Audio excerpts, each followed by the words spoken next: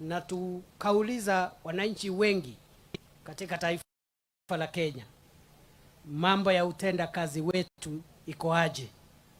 Na ile ripoti tumepata, wengi bado imani yao kwetu sisi maofisa wa usalama, bado imani ya wananchi iko chini.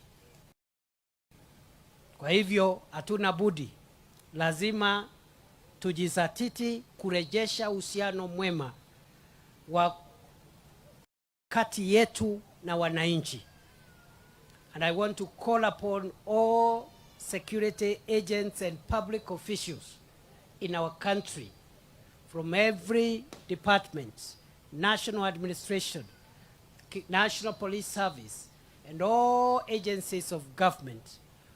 We must put in place organizational culture change so that we can have new ethics, a new way of interacting with the public, and get the public confidence in the security agencies and in the services which we offer.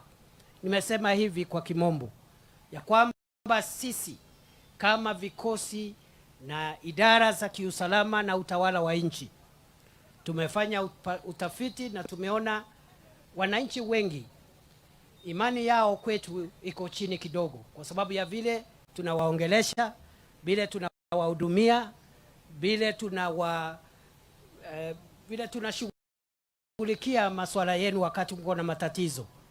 Na mimi nawauliza wenzangu wote, nikianzia na mimi mwenyewe kama waziri, lazima tuanze kutafuta vile wananchi watakuwa wanaongeza imani kwetu sisi kama walinda usalama na watu ambao ni maofisa wa umma. Lazima tuongeleshe wananchi vizuri, lazima tuwashughulikie shida zao vizuri, lazima hata kama jambo la kiusalama limetokea pale, lazima tuwe na ule utaaluma. We must be professional and develop public engagement ethics. Ndio ukiona mwananchi usione kama kitu ya bure. Huyo mwananchi kodi yake ndio imekufanya ukuwa afisa wa polisi. Kodi ya mwananchi ndio imenifanya mimi nikuwe waziri. Kodi ya mwananchi ndio imekufanya ukuwe DCC. Kodi ya mwananchi ndio imekuandika wewe kama chief. Kwa hivyo ma chiefs, ngao wote, county commissioners, assistant county commissioners, deputy county commissioners, police commanders, and everybody must understand that we must develop a positive culture and a positive relationship with the people that we are serving.